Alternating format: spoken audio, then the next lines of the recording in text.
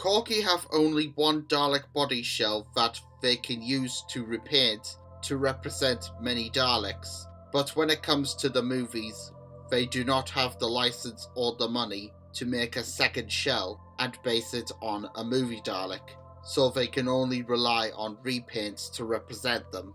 But nevertheless, whatever this Dalek is based on, he is still a good looking Dalek, and is my personal favourite from not only set 1 but out of the entire Corgi range. I even remember when Matthew Torfello, aka Batman March, did his review on the 8th Doctor and Dalek Alpha pack, he said more Daleks need to be red, and I agree 100% with him on that.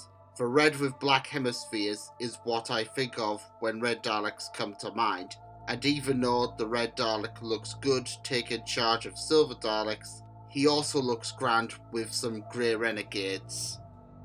Despite appearing at separate times, the Daleks do look good together, and you can really make an episode out of them, which is what I did when I was a kid, because I played with them all the time, and made my own adventures.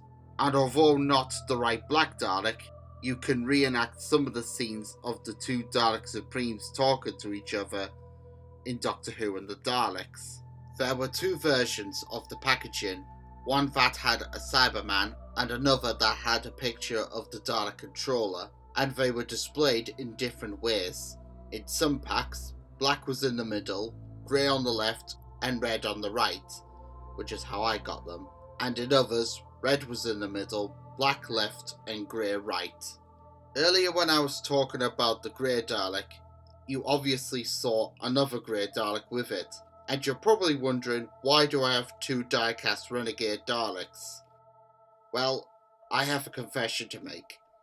This is not my original set. It's a new set that I ordered off eBay back in 2013. Here is the original set, and you may not be able to see on camera, but all three Daleks are in a pretty bad way. The Grey Dalek has the worst of it, and as you can see, he has scratch marks on the side of the dome and on the dome lights, and the eye stalk has been pushed down. Not a factory error, but by me, because I played with these regularly when I was a kid. There are scratches on the plunger arm, and a couple of the hemispheres are scratched up badly too.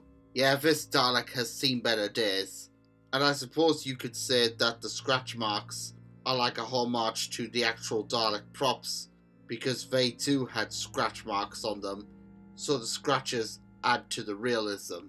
There isn't too much damage to the Red Dalek, however he does have scratch marks of his own, but I painted over them because there was some spare red paint laying around years ago, and I would paint in the scratches. If there was some grey paint, I would have done the same for the other Dalek. The midsection with the plunger and gun is grubby, but the big blow is in the eye. Now I don't know what happened, but I used to be in another room, and the sun would always shine on the shelves. And I think where the Dalek was sat, the light would shine there regularly, and as a result, the Dalek's eye was impaired by the sunlight. And although I have tried to fix it by painting over it, I have recreated the error to show what it was like.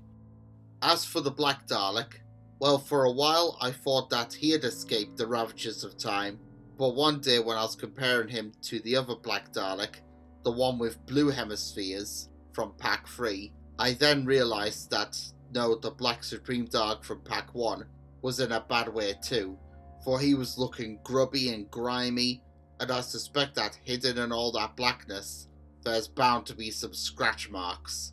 So yeah, all three Daleks have not fully survived the test of time. But I do, however, have plans for the original set 1. I plan to customise the Daleks. The Grey Dalek will just be a repaint in its light grey, so it will be more of a restoration, but the other two will be repainted as Daleks not seen in the Corgi range. The Red Dalek is planned to be blue and silver, so it will be the Dalek Guard from The Chase. Well, really, that started off life as a movie Dalek. And as for the Black Dalek, I'm still going back and forth on what to portray it as. I'm thinking about painting it bronze and gold to show what the Time War Dalek would look like in classic form, or go all fantasy and paint it in a dark Brunswick green. Now that we are back with the new set, let's do some size comparisons. So here they are with set 2, and a little fun fact, I saw the 2 packs on the same day and wanted to get both, but unfortunately we didn't have enough money at the time, so I decided to go for the original set 1 and go for set 2 another time. Here they are with pack 3 that I never saw until the 3rd time I went to Blackpool. They also go well with the other 3 Daleks that are outside the packs. Here they are with their 5-inch counterparts from Character Options. If they did the movie Daleks, I would have used the Red Dalek from the first film, but sadly they didn't, so Dalek Alpha has taken his place. But then again, the Red Dalek in pack 1 might be Dalek Alpha himself. Here they are with their 7-inch talking counterparts from Product Enterprise. Ron Black Dalek, but again brought in to fill in the void. Here are the Daleks with some kaiju, Gojira 1954 from NECA, Mechagodzilla 2 from SH Monster Arts, and Bad Eye Creation Shoegeigen, who has his own review, link below. And this last size needs to be quick, because the Daleks get overexcited when they share the same scene with some prehistoric animals, as they get the urge to exterminate them to extinction.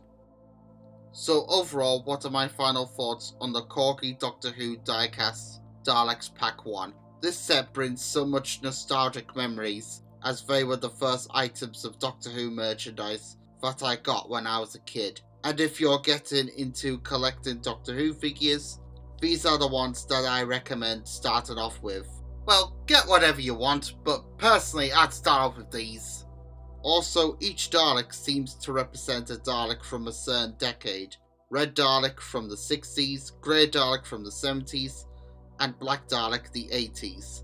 I give this set a 5-star rating, and a must-have if you're a massive Dalek fan like me.